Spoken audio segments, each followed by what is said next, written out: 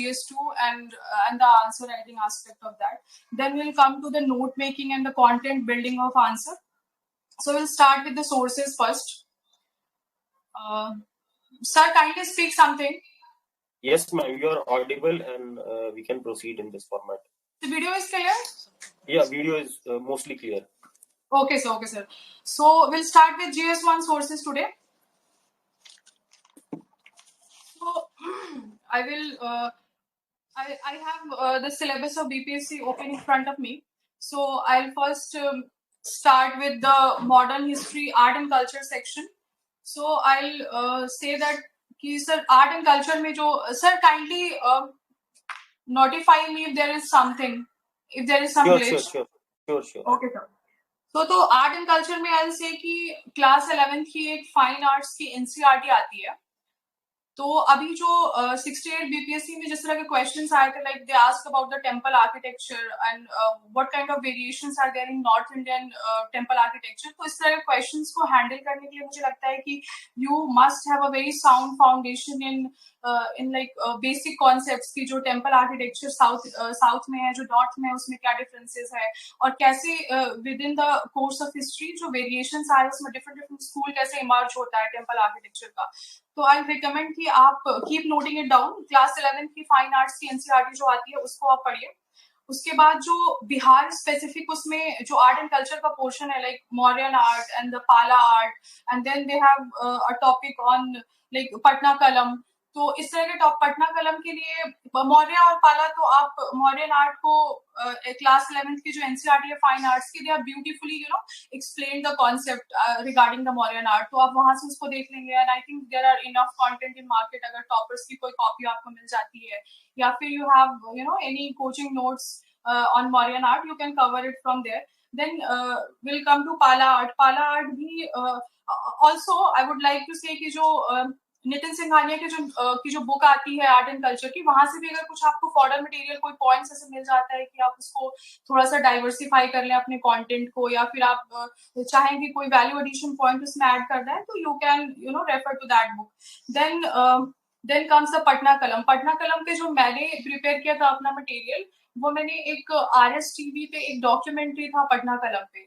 I watched that documentary. उस पे जो भी मुझे लगा कि जो कंटेंट उसमें जो रेलेवेंट था बीपीएससी के हिसाब से, वो मैंने एक्सट्रैक्ट कर लिया. तो वहां से बहुत ही रिच इंफॉर्मेशन था उसमें. एग्जांपल्स मुझे मिल गए थे, पेंटर्स के नाम मिल गए थे. तो उस तरह से पटना कलम को आप भी चाहें तो वो वीडियो रेफर कर सकते हैं. And I try to scan my notes and upload it on the Telegram channel की आप वहां से हेल्प ले लें थोड़ा सा.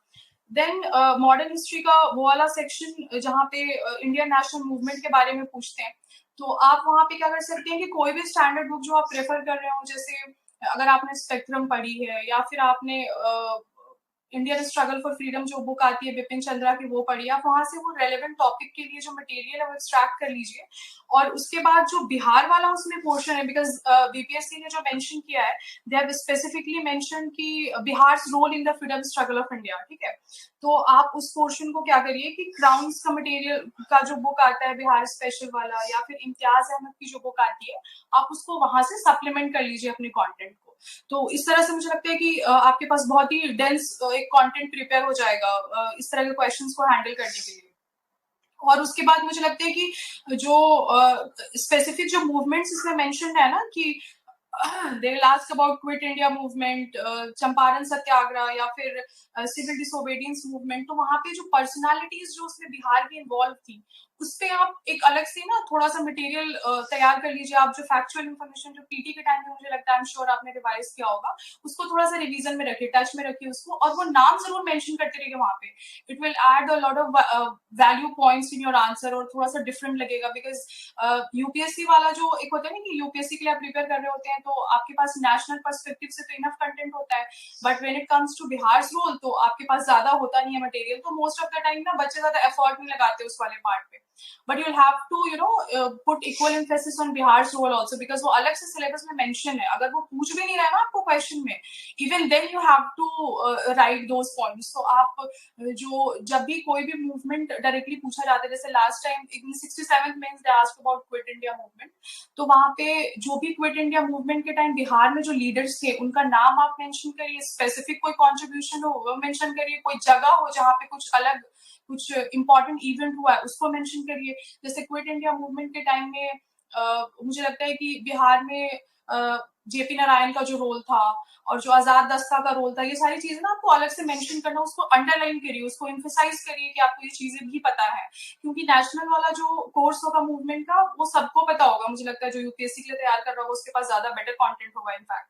तो आप ना यहाँ पे एज ले सकते हैं, जो बिहार स्पेशल नॉलेज है उसको एक्सप्रेस करके, तो आप वो करिए. उसके बाद एक अलग से टॉपिक जो मेंशन है कि ट्राइबल रिवोल्ट्स के बारे में जो पूछते हैं, संथाल अपराइजिंग 1857, बिरसा मूवमेंट है, तो इसको भी आप ऐसे ही सिमिलर प्रोसेस से आप उसमें वैल्यू एडिशन और बाकी चीजें कर सकते हैं. कि आप क्या करिए कि स्पेक्ट्रम की बुक से या फिर बिपिन चंद्रा में बहुत ब्यूटीफुली दिया हुआ है ट्राइबल रिवोल्ट, मैं रिकमेंड करूंगी कि आप उसको वहां से पढ़िए अगर आपके पास टाइम है तो आप वहां से ले लीजिए. उसके बाद जो बिहार वाला आपको लगे कि कुछ अलग से कोई क्राउन्स की बुक में मेंशन हो या इम्तियाज अहमद में, तो वो पॉइंट्स भी आप डालते रहिए वहां पे. और ट्राइबल वाला जो क्वेश्चन आता है ना, मुझे उसमें लगता है कि एक चीज जो आप बहुत ही इनोवेटिव कर सकते हैं, अब जब भी कंक्लूजन लिखिए ना, उसको ना कोई करंट अगर कुछ ऐसा चल रहा है तो उसको आप वहां पे कनेक्ट करने की कोशिश करिए. जैसे बिरसा फॉर एग्जाम्पल आता है अगर रिवोल्ट, तो मैंने अपने टेस्ट सीरीज में ये आंसर्स लिखे थे, तो मैंने वहां पे ये ट्राई किया था. ऑल्दो 67th में जो आया था उसमें मैंने शायद आया था, उसको मैंने अटेम्प्ट नहीं किया था वो क्वेश्चन को. तो मैंने क्या किया था कि जो ट्राइबल एक प्राइड डे या ऐसा कुछ था सेलिब्रेशन है, वो उसी डेट पे रखा गया है जो बिरसा मुंडा का बर्थडे था, तो बर्थडे सेलिब्रेशन के लिए. तो आप वो कनेक्ट कर सकते हैं पॉइंट को कि ये सिग्निफिकेंस है ट्राइबल मूवमेंट का जो भी उस टाइम में हुआ था, कि कैसे it continues to inspire us even today. तो और उनका जो पोर्ट्रेट है वो अपने पार्लियामेंट में है. तो इस तरह से कुछ एक्स्ट्रा इन्फॉर्मेशन, कुछ ब्राउनी पॉइंट्स ला देगा आपको, तो वो वैल्यू एडिशन ऐसे हो जाता है. आप कभी अगर फ्री बैठे हो, आपको लग रहा है कुछ वैल्यू एडिशन चाहिए, तो आप उसको गूगल कर लीजिए, कहीं हेयर एंड देयर वो पॉइंट्स कहीं कहीं से आ जाते हैं, उसको keep adding it in your notes. तो यहाँ से बहुत मुझे लगता है कि रिच कंटेंट एक मिल जाता है आपको. और ऐसे करके आप ना सारे जो संथाल अपराइजिंग के लिए भी कर लीजिए, बिरसा मूवमेंट के लिए कर लीजिए, और अगर किसी कंटेम्प्रेरी कोई पर्सनालिटी है जिसने बहुत अच्छा कुछ बोला है उस मूवमेंट के बारे में, तो वो भी ऐड कर लीजिए आप. वो थोड़ा सा आपका जनरल अवेयरनेस दिखाएगा कि इस टॉपिक में आपको थोड़ा एक है ना कि मल्टी डायमेंशनल पर्सपेक्टिव आपका है इसको लेके. तो ये सारी चीजें कर लीजिए आप. और आंसर राइटिंग अगेन, ये सब करने के बाद मुझे लगता है कि you can prepare very good notes, you will have very rich content. But अगर आप आंसर राइटिंग प्रैक्टिस नहीं कर रहे हैं तो ये सारी चीजें आपके काम नहीं आने वाली एग्जाम हॉल में. तो कीप राइटिंग आंसर्स, उसको इवेल्युएट कराते रहिए अपने किसी भी मेंटोर से, किसी सीनियर से, किसी टॉपर से, जैसे जहां से भी आपका कांटेक्ट बिल्ड हो पाता है उस तरह से उसमें आप फीडबैक लेना बहुत इंपॉर्टेंट है. उसके लिए फीडबैक लेना बहुत इंपॉर्टेंट है. तो आप ये करते रहिए. उसके बाद थोड़ा सा ना जो कंटेंट आपने, जैसे अब मान लीजिए 38 मार्क का क्वेश्चन आ रहा है and you have 4 to 5 pages to write it. So what you can do कि आप ऐसे कोशिश करिए कुछ इनोवेशन लाने का आंसर में, कि जितना भी कंटेंट आपने प्रिपेयर किया है अपने नोट्स में, आप उसको कैसे एक इनोवेशन लाके, कोई डायग्राम ऐड करके, कोई फ्लो चार्ट ऐड करके, बिकॉज अगर आपने इतना एफर्ट मारा है कि आपने कंटेंट को अपने कलेक्ट करने में, तो आप अगर उसको नहीं लिख रहे हैं आंसर में अपने अपने एग्जाम में जाके, तो फिर वो तो कोई मतलब नहीं बनता ना उसका. तो आप क्या करिए कि कहीं से भी बॉक्स बना के छोटा सा डायग्राम एक बना दीजिए और try to put that content, है ना, कि एग्जामिनर को पता चलना चाहिए भाई कि मैंने यहाँ पे टाइम अपना लगाया है, मैंने ये कंटेंट सर्च किया है, मैंने उसको अपने नोट्स में ऐड किया है. जब भी आप टेस्ट सीरीज करें, जब भी आप पीवाईक्यूज प्रैक्टिस कर रहे हो, तो आप ना डेलिबरेटली वो सारे पॉइंट्स कनेक्ट करके लाने की कोशिश करिए और उसको ना कंटेक्चुअलाइज करिए अपने कंटेंट को क्वेश्चन के अकॉर्डिंग, डिमांड के अकॉर्डिंग, ताकि वो ऐसा ना लगे कि फोर्सफुली वहां पे डाला गया है. तो मुझे लगता है कि फ्लो चार्ट्स और जो जो डायग्राम होता है वो बहुत ही एक बेटर वे दे देता है, विजिबिलिटी आपके आंसर का बढ़ा देता है. तो वो आप करते रहिए. तो ये था मॉडर्न हिस्ट्री के बारे में. और बिकॉज मॉडर्न हिस्ट्री के साथ इशू क्या है ना कि हर किसी को सब कुछ पता होता है उसमें। ऐसा कुछ नहीं कि आप कुछ बहुत नया उसमें लेके आ जाएंगे, और ऐसा भी नहीं कि आप बैठ के 20-30 किताबें पढ़ने लगेंगे उसके बारे में। This is not a physical technique. तो आप क्या करेंगे कि आप ऐसे ही कहीं कहीं से पॉइंट्स लाके उसमें ऐड करते रहेंगे, अपने कंटेंट को रिच बनाते रहेंगे, और जब भी आप आंसर राइटिंग करेंगे आप कोशिश करिए उसको इनोवेटिव बनाइए। आप कोशिश करिए कि कुछ एक्स्ट्रा पॉइंट्स उसमें ऐड करते रहे जो कि आपके कंटेंट को थोड़ा सा डिफरेंट बनाए दूसरों से। जैसे क्विट इंडिया मूवमेंट के बारे में अगर मैं रेफर करूं, तो मैंने जो आंसर लिखा था 67 बीपीएससी में, आपके आई एम श्योर आपके पास कॉपी होगी मेरी, तो आप उसमें देखिएगा कि मैंने कितना डिफरेंट पर्सपेक्टिव उसमें लाने की कोशिश करा है। और ऑल्दो वो जो डिमांड था उसको उसी के अराउंड था वो, बट कई जगह पे मैंने वो भी इंफॉर्मेशन डाला जो वो डायरेक्टली पूछ नहीं रहे थे, बट आई हैव कंटेक्चुअलाइज्ड इट। तो वो करिए, बिकॉज मुझे लगता है कि ये सारा जो सेक्शन है ना स्टैटिक पोर्शन वाला, उसमें मार्क्स तभी ज्यादा मिलेंगे when you have differentiated your content. Otherwise innovation लाके तो ठीक है, 1-2 नंबर बढ़ जाते हैं मुझे लगता है, बट अगर आपको उससे भी और ज्यादा लाना है और बेटर करना है, तो आपको ये चीजें करनी पड़ेगी कि content differentiation should be there. उसके बाद थोड़ा इनोवेशन होना चाहिए, फ्लो चार्ट्स, डायग्राम्स, मैप्स, जहां भी लगता है 1857 पे क्वेश्चन आता है एड अ मैप, वो it will be give a very comprehensive picture कि आपको अंडरस्टैंडिंग इन चीजों का कि कौन सा एरिया अफेक्टेड था। क्विट इंडिया मूवमेंट पे आता है इंटेंसिटी पे इस तरह का कोई क्वेश्चन आए, तो वहां पे भी आप क्या करिए, ड्रॉ अ मैप और दिखाइए कि बिहार और यूपी में जो इंटेंसिटी था वो बहुत हाई था मूवमेंट का, यहाँ पे जो लोगों ने सैक्रिफाइसेस दिए वो भी बहुत ज्यादा। तो ऐसे करके थोड़ा सा आप उसको ना, but again it will come with lot of patience, lot of practice, जो आपको हर रोज ट्राई करते रहना पड़ेगा। और जब भी आप कोई भी टेस्ट सीरीज अटेम्प्ट करते हैं ना, या फिर आप पीवाईक्यू क्वेश्चन लिखते हैं, तो आप उसके बाद ना उसको बैठ के सोचिए कि आपने ये पॉइंट यहाँ पे लिखा था, आप इसको कैसे बेटर बना सकते थे, कैसे और क्रिस्प हो सकता था आंसर आपका, कैसे उसका रीडेबिलिटी आप उसको बढ़ा सकते हैं, विजिबिलिटी कैसे बेटर हो सकता है। तो ये सारी चीजों पे ना, ये सारे एस्पेक्ट्स पे आपको ध्यान देना। But the first step would be कि आपका कंटेंट बहुत अच्छा होना चाहिए। Content should be very dense, because 38 marks में से अगर आपको क्वेश्चन ज्यादा नंबर एग्जामिनर के पेन से लेना है ना, तो मेहनत भी उस पर उतना ही करना पड़ेगा। और शॉर्ट क्वेश्चंस में ये दिक्कत नहीं आती है, बिकॉज वहां पे अगर कंटेंट कम भी है तो आप थोड़ा बहुत यहाँ वहां करके उसमें डायग्राम्स भी नहीं ऐड करेंगे तो इट वुड बी ओके। ज्यादा उतना उसमें वो भी नहीं बनता, स्कोप भी नहीं बनता डायग्राम का इतना।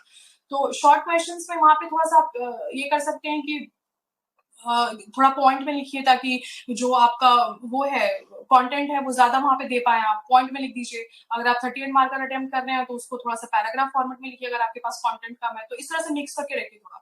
और यहाँ पे जो इंट्रोडक्शन और कंक्लूजन है ना, उसमें आपका मुझे लगता है कि सबसे ज्यादा क्रिएटिविटी आपका ना वहीं पे दिखना चाहिए। शॉर्ट क्वेश्चंस में इंट्रोडक्शन को 2-3 लाइन रखिए, कंक्लूजन को बहुत ही क्रिस्प रखिए, एक थोड़ा सा वे फॉरवर्ड टाइप कुछ रिकमेंडेशन हो वो लिख दीजिए। तो ऐसे करके एड्रेस करिए आप। उसके बाद will come to a topic called Gandhi, Tagore and Nehru. इस पे जैसे क्वेश्चंस ऑल्टरनेटिवली बीपीएससी पूछती है कि कभी गांधी जी तो he will be always there. आपको एक ना एक क्वेश्चन कहीं ना कहीं से, अगर कोई भी मूवमेंट आता है तो anyway you will have to write about Mahatma Gandhi.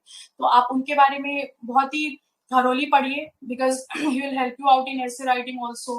उसके बाद हिस्ट्री में तो वो हेल्प करेंगे। तो थोड़ा सा ना एक पैशन ला के पढ़िए गांधी जी के बारे में, मुझे लगता है। तो उनके बिना काम नहीं चलने वाला, बिकॉज जब भी आप उनके अगर कोई मूवमेंट के बारे में कुछ आप लिख रहे हैं, मान लीजिए गांधी जी का कोई स्टेटमेंट आपको याद है, उन्होंने कुछ ऐसा कहा है, उसको कोट करिए वहां पे। वो एक बहुत अच्छा लगेगा, वहां पे एक ऑथेंटिसिटी आ जाएगा, क्रेडिबिलिटी इंक्रीज होगा आपके आंसर का। तो try to read more about Mahatma Gandhi. और वो एक बुक आती है स्पेक्ट्रम की, गांधी, नेहरू, टैगोर, आप वो भी रेफर कर सकते हैं, बट मैंने उसको रेफर नहीं किया था। मैंने जो पीवाईक्यू के का जो कंटेंट था ना, एक मैंने क्रैकिंग सिविल सर्विसेज में मैंने परचेज किया था उनका पीवाईक्यू का जो कंपाइलेशन आता है, तो मैंने वहां से वो कंटेंट ले लिया था, बिकॉज इतना टाइम नहीं था मेरे पास कि अलग से पढ़ के उसको प्रिपेयर करते। और तो मैंने वो अटेम्प्ट भी नहीं किया था उस क्वेश्चन को, तो वो ज्यादा उससे कुछ फायदा हुआ भी नहीं। बट महात्मा गांधी के बारे में आई विल से कि आप थोड़ा और ज्यादा पढ़िए, बिकॉज इस एग्जाम में, और इवन नॉट इन एग्जाम, अगर जनरली भी आपको लगता है कि एवरीडे लाइफ में आपके वो बहुत काम आने वाले हैं, तो try to read about it. उसके बाद यहाँ से ये सारा सिलेबस आप वो कर लेंगे सेक्शन 1 का।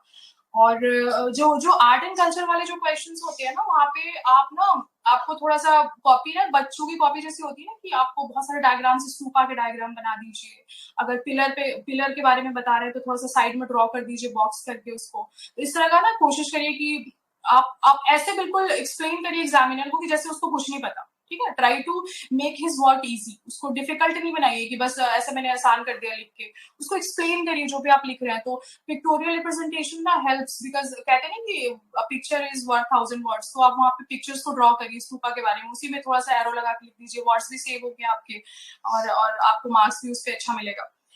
तो ऐसे करके आर्ट एंड कल्चर को आप कर सकते हैं। और थोड़ा सा मैंने लास्ट सेशन में भी मैंने आपने बताया था कि मेरे सोर्सेज थोड़े से डाइवर्सिफाइड थे स्टार्टिंग पोर्शन के लिए। तो जब मैंने ये कहा था तो मेरा मतलब वहां से यही था कि आप ना डिफरेंट सोर्सेज को रेफर करिए, अपने कंटेंट को बहुत रिच बनाइए, keep adding the points in your notes, और एक्सट्रैक्ट करके ना आई विल से कि कंसोलिडेट करना है मैटर को। ये नहीं कि 10 बुक्स आपने रेफर करी उसको वहीं छोड़ दिया, आप उससे पॉइंट्स एक्सट्रैक्ट करिए, उसको अपने नोट्स में लिखिए, try to revise it periodically, बहुत फ्रीक्वेंटली रिवीजन करिए, और फिर टेस्ट अटेम्प्ट करिए बैठ के बिल्कुल एक वो डिसिप्लिन एनवायरनमेंट में टाइमर के साथ देखिए कि आप कितना रिप्रोड्यूस कर पा रहे हैं कंटेंट को। जब आप उसको कंटिन्यूअसली करते रहेंगे ना लूप में, तो you will see an improvement. तो ये हो गया सेक्शन 1 के बारे में। Then will come to current affairs और आईआर वाला जो पार्ट होता है सेक्शन 2, उसमें मुझे लगता है कि न्यूज़पेपर्स थोड़ा सा अवेयरनेस आपका इंक्रीज करेगा कि आप डेली बेसिस पढ़ रहे हैं कि इंटरनेशनल अफेयर में क्या चल रहा है, नेशनल अफेयर में क्या चल रहा है। कुछ नोट्स वोट्स मत बनाइए, but try to read it, try to develop an interest की ओपिनियन थोड़ा सा अपना क्रिएट करिए चीजों को लेके। और अब जब एग्जाम आपका नजदीक आ रहा हो, तो आप अगर प्रीवियस कोई मेंस यूपीएससी का कंडक्ट हुआ है तो उससे पहले vision issues document called Mains 365, वो आप देख सकते हैं, बहुत ही कॉम्प्रिहेंसिव नोट्स होता है, तो अलग से कुछ नोट्स की जरूरत नहीं पड़ती है आपको। अब वहां से सारे करंट अफेयर के टॉपिक्स को अपने वो कर लीजिए, प्रिपेयर कर लीजिए, इंडेक्स देखिए कि बीपीएससी के सिलेबस से या फिर प्रीवियस ट्रेंड से क्या मैच कर रहा है जो आ सकता है। थोड़ा सा एक नैक डेवलप करिए गेस करने का क्वेश्चंस को इस सेक्शन में। अब और जो करंट अफेयर है ना उसका भी पीवाईक्यू देखिए कि उस साल क्या इतना न्यूज में था, क्यों पूछा बीपीएससी ने उस क्वेश्चन को। तो आप ना एक एनालिटिकल एबिलिटी डेवलप कर लेंगे कि आपको पता चल जाएगा टॉपिक पढ़ के कि whether it will come in exam और नॉट। ऑल्दो मतलब गेसिंग वाला थोड़ा सा वो रहता है कि रिस्की है, बट करंट अफेयर्स में you can do it, because BPSC generally ना ट्रेंड को फॉलो करता है, जो भी बहुत ज्यादा न्यूज में होता है ना उसी को पूछते हैं वो लोग। यूपीएससी की तरह दे डोंट डिग डाउन की ऐसा कोई टॉपिक उठाते हैं जो किसी को पता ही नहीं हो। तो बीपीएससी के साथ ये एडवांटेज है, तो आप ऐसे करिए। और ना न्यूज़पेपर्स को पढ़िए, उसके बाद अगर आपको लगता है कि थोड़ा सा और ज्यादा आपको एक्सपोजर चाहिए तो विजन या कोई भी इंस्टीट्यूट का जो मंथली मैगजीन आता है ना उसको देखते रहिए, और पूरा नहीं पढ़िए, इंडेक्स पहले रीड करिए और आप सॉर्ट आउट करिए कि ये टॉपिक्स हैं जो आईआर और पॉलिटी में या फिर जो नेशनल अफेयर्स उसमें इंपॉर्टेंट है, जिसके आने के चांसेस हैं, उसको आप वहां से आप रिवाइज कर लीजिएगा। शॉर्ट नोट्स बनाना है वो आप कर सकते हैं, तो ऐसे करिए। और बहुत ज्यादा टाइम नहीं देना है कि 4-5 घंटे बस न्यूज़पेपर और मंथली मैगजीन में लगा दिया, उसको थोड़ा सा स्ट्रेटेजाइज कर लीजिए।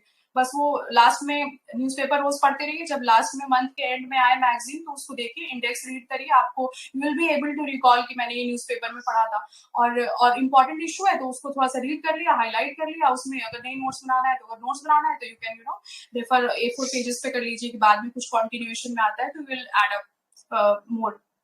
तो ऐसे करके करंट अफेयर भी आपका हैंडल हो जाएगा।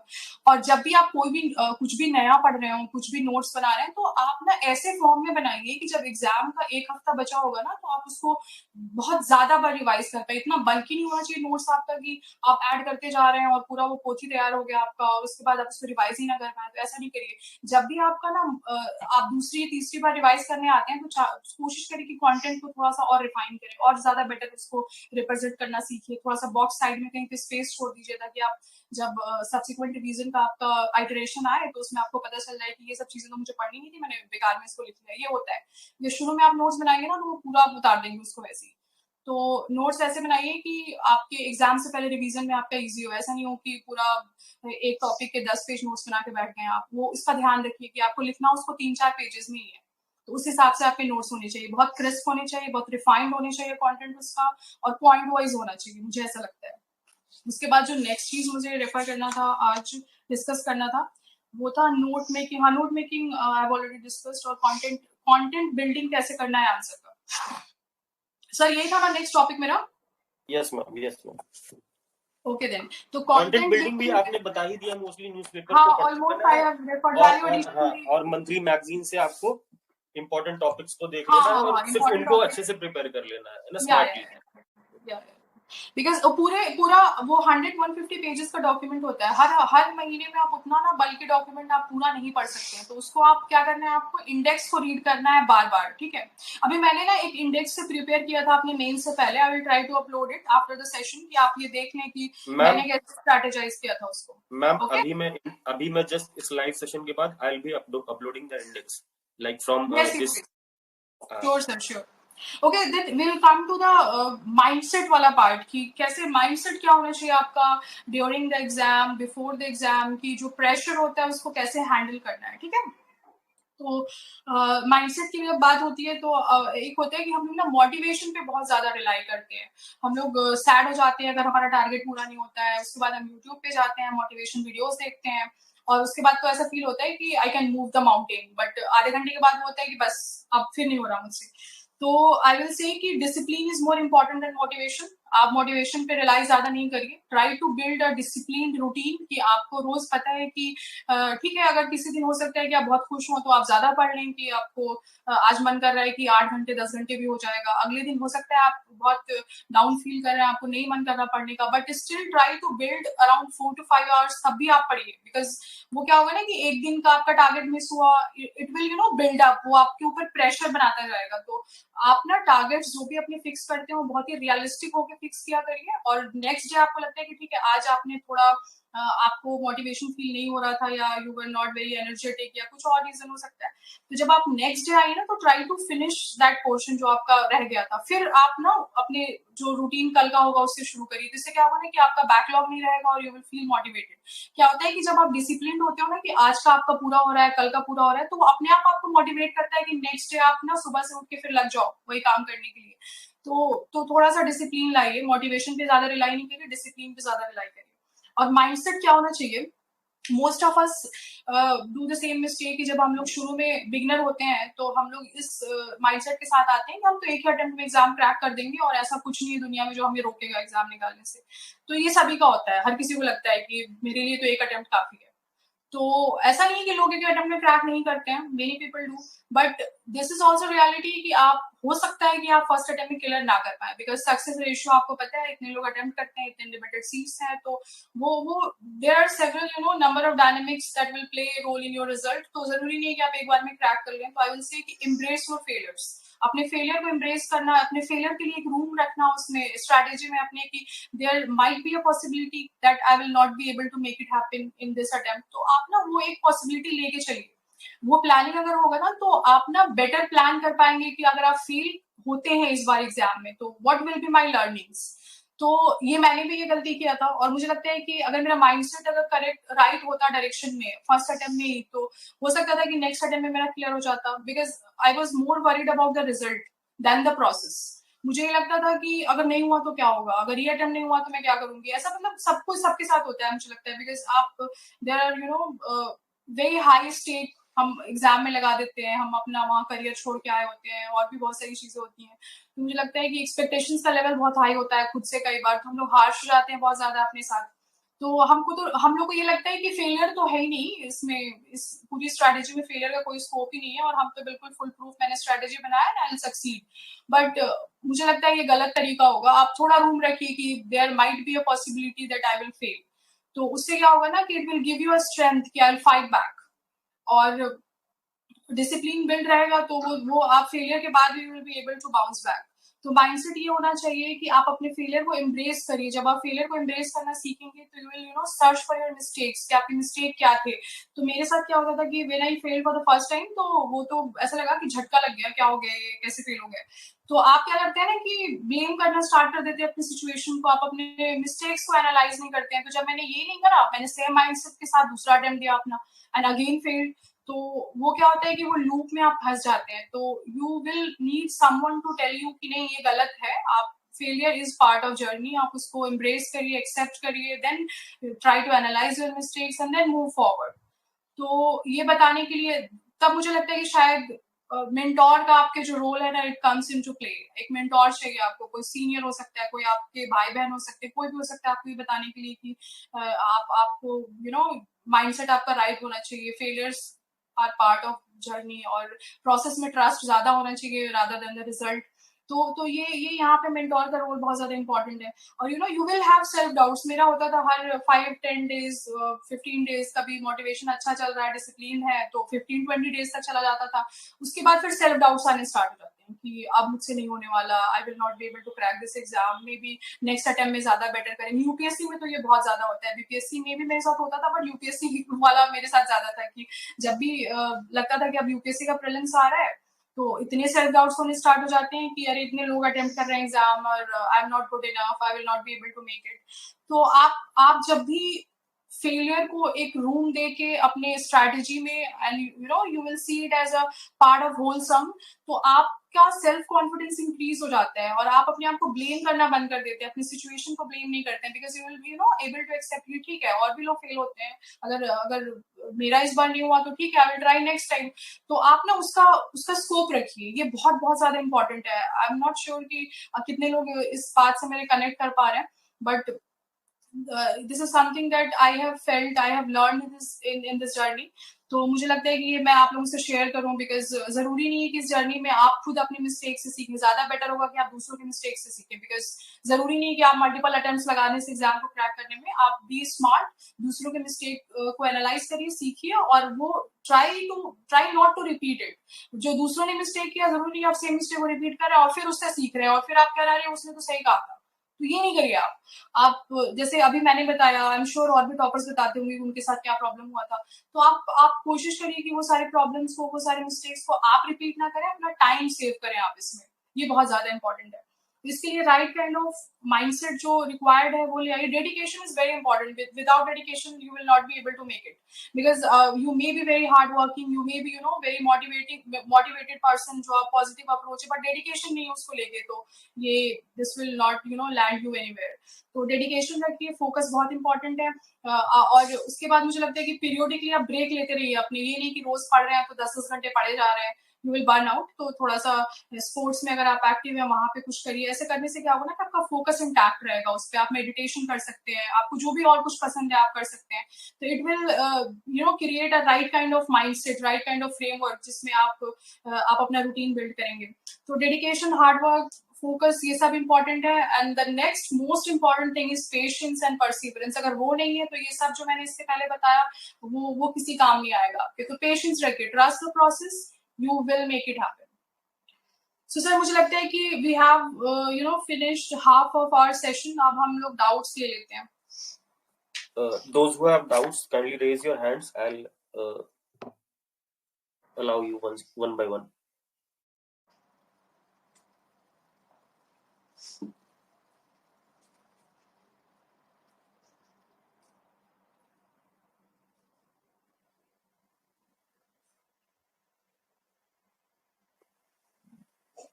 You all, yes, Ross. Hey, hi Nagma ma'am. Hello sir. Sir ma'am GS2 के सोर्सेस नहीं डिस्कस किया मैम। हाँ, मैंने बताया था कि इस सेशन में we will talk about GS1 first, then in next session we'll talk about GS2, because अगर दोनों GS का इस बार डिस्कस करने लगे तो session will be very long. Okay. Okay. One more thing. इस बार 68 BPSC में some questions were not from IR sections. They were from some sort of current affairs. Some were even bounces. क्योंकि pattern भी change हुआ है। Compulsorily you have to write many questions, at least 5 questions, 15 question लिखना ही है। तो मतलब I think history में तो फिर भी डन हो सकता है, बट वो करंट अफेयर्स का सेक्शन उसको कैसे टैकल करें? करंट अफेयर का सेक्शन आपने राइटली पॉइंट आउट किया कि थोड़ा सा वो हो गया है, अनप्रेडिक्टेबल होते जा रहा है, वो कुछ भी पूछ लेते हैं। जैसे एक क्वेश्चन आया था स्काउट गाइड पे, कुछ पूछ लिया था कि कहाँ पे हुआ है। तो ऐसा है कि if there is something very unpredictable, तो वो नोबडी इज श्योर ऑफ, वो तो कोई भी नहीं लिखेगा उसमें बहुत ज्यादा कुछ। बट आई विल से कि आप क्वेश्चंस को कभी भी ऐसा नहीं करिए कि कुछ भी नहीं लिखिए, मतलब अनअटेम्प्टेड नहीं छोड़िए, कुछ तो लिखिए आप उसके बारे में, जो भी आप कनेक्ट कर पा रहे हैं कहीं से भी। तो यहाँ पे क्या है ना कि जब आपने बहुत ज्यादा आंसर राइटिंग किया है तो you will be able to build content right there. तो आप क्या होगा कि क्वेश्चन आपने जैसे पढ़ना स्टार्ट किया ना, अगर ऑल्दो वो बहुत ज्यादा फेमिलियर नहीं लग रहा, बट आप जब 2 बार 3 बार उसको रीड करते हैं ना, तो try to extract the keywords कि जो क्वेश्चन का जो मेन फोकस है वहां पे, और try to write something in periphery जो आप कनेक्ट कर पा रहे हैं, तो कुछ तो मार्क्स वो आपको दे देंगे। और अगर बहुत ही ऐसा क्वेश्चन आता है कि कुछ भी आइडिया नहीं है आपको और कंसेप्चुअल आ गया, तो आप श्योर रहिए कि अगर आपने अच्छी तैयारी की है और आपको ये नहीं आ रहा है, तो औरों को भी नहीं आ रहा होगा। एट द एंड यहाँ पे रिलेटिव परफॉर्मेंस ही मैटर करता है, चाहे वो मेंस हो या प्रीलिम्स हो। तो आप ऐसा अगर एक क्वेश्चन कुछ बहुत अलग आ जाता है, तो उसकी वजह से आप पूरे करंट अफेयर का तो कोई ऐसा बाउंड्री फिक्स है नहीं कि यहीं से क्वेश्चन आएगा और यहाँ से नहीं आएगा, तो you will never be sure कि आपने 100% उसका कवर कर दिया, बट ट्राई टू मैक्सिमाइज, थोड़ा सा अपना नॉलेज डाइवर्स करिए, थोड़ा होल्ड अपना ग्रिप अच्छा रखिए करंट अफेयर्स पे, करंट हैपनिंग पे। ओपिनियन बेस्ड क्वेश्चंस जो आते हैं वहां पे आप यू कैन नॉट फाल्टर, तो वो चीज आप पहले इंश्योर करिए, rather than focusing more on the unpredictable type of topics जो रैंडम आ जाते हैं ऐसे। तो आप ऐसे करके उसको, और अगर ये भी हो सकता है ना कि अगर प्रीलिम्स में आपने वहां पे आप बहुत सारी फैक्चुअल चीजें पढ़ते हैं, तो कई बार उससे भी आप लिंक कर सकते हैं, और यहाँ पे इवन शॉर्ट क्वेश्चंस को जब आंसर कर रहे होते हैं ना, तो प्रीलिम्स का नॉलेज बहुत ज्यादा काम आता है वहां पे, तो try to use that. Okay Ross? Ma'am, this is what we call control the controllable strategy. We discuss Yes. it a lot of time.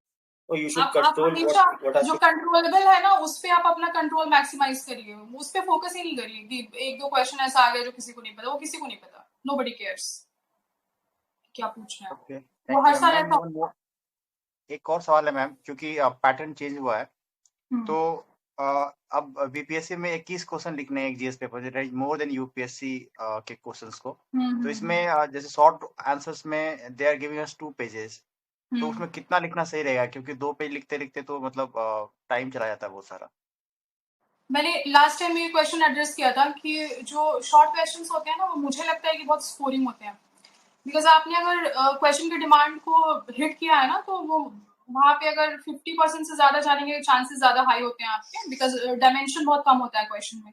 तो मुझे लगता है कि उसको तो आप करिए ही करिए, बट जहां तक आप पूछ रहे हैं कि स्पेस वाला प्रॉब्लम है, तो आई विल से कि जो आपका 38 मार्कर, मतलब जो लॉन्ग क्वेश्चंस होते हैं ना, वहां पे try to cut the space. आप अगर 4-5 पेजेस में पहले हम लोग लिखा करते थे, जो स्टैटिक वाला पोर्शन होता था, अब तो 4 के अराउंड पेजेस आते हैं, 4 या 5 पेजेस हैं, तो आप वहां पे ना हाफ पेज को कट शॉर्ट करो। जो पहले आप लंबे लंबे आंसर्स लिखते थे, उसको थोड़ा सा आपको चेंज करने की जरूरत है, ताकि वहां से टाइम सेव करके आप यहाँ पे ज्यादा लगा पाओ उसको। आप समझ रहे हैं मैं क्या कह रही हूँ? बिकॉज जो लॉन्ग क्वेश्चन है ना, उसमें अगर आप आ रहे हो ना 4 पेज तक आते आते, आई एम श्योर कि आपने क्वेश्चन की डिमांड को हिट कर दिया होगा, you would have enough content with yourself. But जो शॉर्ट वाले क्वेश्चन, उसमें थोड़ा सा कहीं पे अगर स्कोप आ रहा है कि आपने कुछ मैप वैप ड्रॉ करना है, कुछ डायग्राम करना है, कुछ वे फॉरवर्ड रिकमेंडेशन देना है, तो थोड़ा सा उसको 2 पेज तक लेके जाइए, उसमें इशू नहीं है। बट जो लॉन्ग वाला क्वेश्चन है, वहां पे थोड़ा सा कट शॉर्ट करना होगा। मैम लेकिन रिटर्न तो कम है यहाँ पर ना, जैसे यहाँ पे 10 पेज लिख रहे हैं अगर हम उतने ही मार्क्स के लिए, वहाँ पे 4 पेज लिख रहे हैं उतने मार्क्स के लिए, 38 मार्क्स के लिए यहाँ पे 10 पेज लिखना पड़ रहा है मैम। तो वहाँ पे हम 4 पेज में 38 मार्क्स का आंसर लिख रहे हैं। अगेन ये भी तो देखिए ना कि उसमें, हाँ ये तो बात आप सही कह रहे हैं कि जो आपका रिटर्न है वो शायद इससे कम हो जाता है, बट कई बार 38 मार्क का क्वेश्चन में जब आपके पास कंटेंट, ये आप तब करेंगे ना जब आपके पास कंटेंट वहां पे इनफ नहीं है और आप जबरदस्ती का खींच रहे हैं, उसको कट शॉर्ट करके वहां पे टाइम, यहाँ का यूज, वहां का टाइम आप यहाँ यूज कर सकते हैं। मेरे कहने का सेंस ये था कि शॉर्ट क्वेश्चन जो स्कोरिंग ज्यादा होते हैं, क्योंकि उसमें डायमेंशन कम होता है, आपको एक्सप्लोर नहीं करना होता ज्यादा क्वेश्चन को।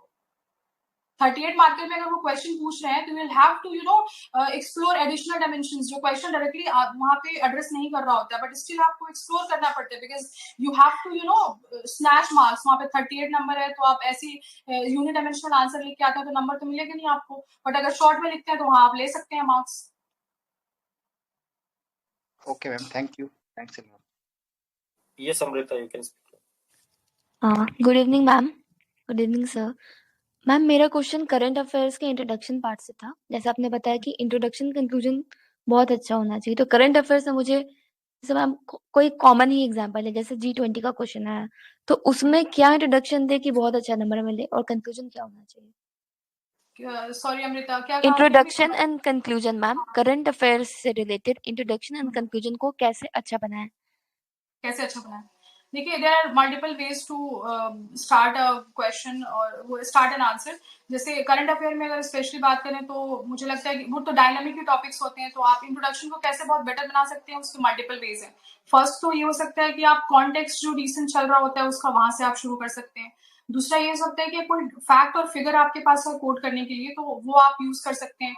या कोई अगर ऑर्गेनाइजेशन पे फॉर एग्जांपल कोई क्वेश्चन आ जाता है करंट अफेयर में कि जो ऑनगोइंग इश्यूज है वो क्या है, तो ऐसा हो सकता है कि आपने कहीं पे पढ़ा हो कि कोई रिसेंटली कोई इंटरनेशनल ऑर्गेनाइजेशन है जिसने कोई रिपोर्ट उसके इशू किया है, रिलीज किया है, तो आप वहां से भी स्टार्ट कर सकते हो कि डिमांड को हमेशा जो कंटेंट है ना आपका, उसको डिमांड के अकॉर्डिंग आप कंटेक्चुअलाइज करके ही स्टार्ट करिए। बिकॉज अगर आप इंट्रोडक्शन में डेविएट हो रहे हैं ना, तो it will not give a very good impression.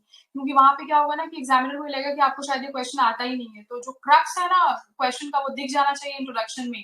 वहां से क्या होगा ना कि ट्रस्ट बिल्ड होगा आपका एग्जामिनर के साथ कि नहीं, इस बच्चे को ये पता है कि क्वेश्चन में क्या पूछा जा रहा है। तो जो भी बेस्ट पार्ट आपका होगा ना क्वेश्चन का आंसर का, आपके कंटेंट का, उसको आप try to reproduce in the introduction itself. आप उसको वहीं पे बता दीजिए। अगर ऑर्गेनाइजेशन में कोई क्वेश्चन आता है, वो पूछ रहा है कि उसके इश्यूज क्या है या कुछ ऐसा है, तो try to start with UN Habitat का अगर कोई रिपोर्ट आया, वो कह रहा है कि इंट्रोडक्शन सॉरी ऑर्गेनाइजेशन में ये इश्यूज हैं उससे रिलेटेड कि इन्वायरमेंट पे इम्पैक्ट, तो थोड़ा सा वहीं से शुरू करिए कि UN habitat has recently release a report called something, जो भी आया हो रिसेंट में, और वहां से शुरू करिए। तो एक ना क्रेडिबिलिटी वहां पे आपका ऐड हो गया आंसर में। उसके बाद वो it will give a very good impression कि आपका आपको ये चीजें भी पता है उसके बारे में। और again it will build a trust कि आप आगे भी प्रोसीड करेंगे ना बॉडी में, तो you will write something very good. तो आप ऐसे कर सकते हैं। तो आप ना अलग अलग क्वेश्चन में Amrita try to use different strategy. कहीं पे रीसेंट कॉन्टेक्स्ट आप लिख दीजिए, कहीं पे कोई इंटरनेशनल रिपोर्ट को कोट कर दीजिए, कहीं पे डेटा है, फैक्ट है, फिगर है, उसको कोट करने की कोशिश करिए।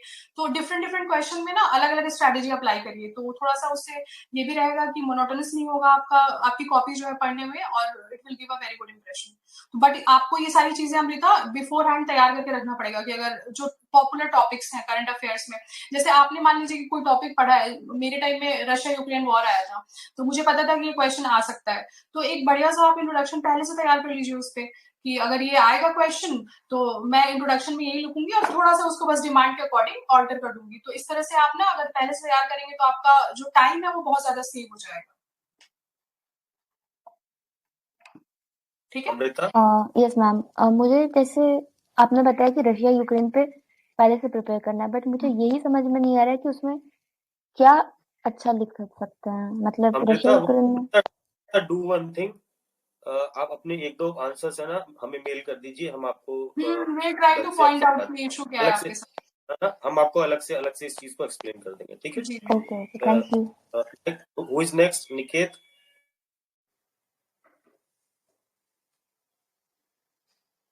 देव,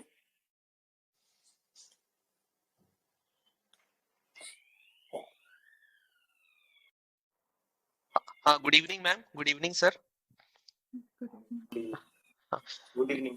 हाँ मैम, मेरा बहुत सिंपल सा एक क्वेश्चन था मैम कि जैसे कि मेरा बस एक क्वेश्चन है मैम, रिवीजन को लेकर के। जैसे कि आप अपने प्रिपरेशन के में, जैसे कि आप करंट अफेयर्स पढ़ती थी, तो मैम आपका मतलब जैसे जैसे रिवीजन का कैसे शेड्यूल हम सेट करते हैं? जैसे मान लीजिए मैं डेली अगर 4 पेजेस पढ़ रहा हूँ, तो अगर मैं 7 डे पे पहुंचा तो मैंने 28 पेजेस मान लीजिए कर लिए, तो मैं 8th डे पे सारे मतलब हर दिन मैं पिछला पूरा का पूरा रिवीजन करते हुए चलूं, या फिर मतलब जो मैंने डे बिफोर यस्टरडे कल पढ़ा है बस उसी को मैं पढ़ूं? मतलब मैम आप रिवीजन को कैसे, मतलब आप पूरी प्रिपरेशन के दौरान रिवीजन को मतलब मैम आप कैसे पकड़ के रखती थी, मतलब उसमें कैसे आप शेड्यूल बनाती थी?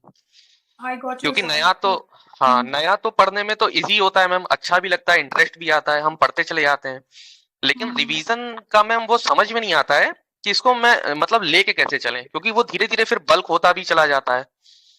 तो फिर अगर मैं पढ़ूं तो मैं पूरा स्टार्टिंग से, मतलब ये मैम थोड़ा सा इसको हाईलाइट करिए मैम कि आप पूरी प्रिपरेशन के दौरान 1 साल 1.5 साल ये पूरा मतलब कैसे आपने रखा अपने पास सब, मतलब याद करके पूरा, प्री भी मेंस भी ऐसे करके मैम प्लीज। ओके देव, तो रिवीजन की स्ट्रैटेजी आपको ये प्रॉब्लम सिर्फ करंट अफेयर्स में है या फिर बाकी स्टैटिक पोर्शन भी आप चाहेंगे कि मैं टच करूं कि कैसे उस पर मैम revision- जैसे कि मैम अगर हम इसकी प्रिपरेशन की बात करें तो मुझे पर्सनली ऐसा लगता है कि इसमें रिटेंशन पावर जो रटना, अगर मैं कोर इसमें बात करूं, जो रटना है ना मैम, वो मतलब बहुत जरूरी है। रटना अगर आ गया, अगर हमने सीख लिया तो काफी ज्यादा मतलब इजी हो जाता है, मतलब जहां तक मैं समझ पाया हूँ, मुझे नहीं पता मैं सही हूँ। Okay, तो okay. हाँ, तो ये जो मैम फैक्ट्स हैं, जैसे जहाँ कॉन्सेप्ट है मैम, तो मेरा साइंस बैकग्राउंड रहा है, तो कॉन्सेप्चुअल चीजों को तो मैं बहुत जल्दी याद भी कर लेता हूँ। मेरी रिटेंशन पावर कॉन्सेप्चुअल में काफी लॉन्ग टाइम तक रहती है।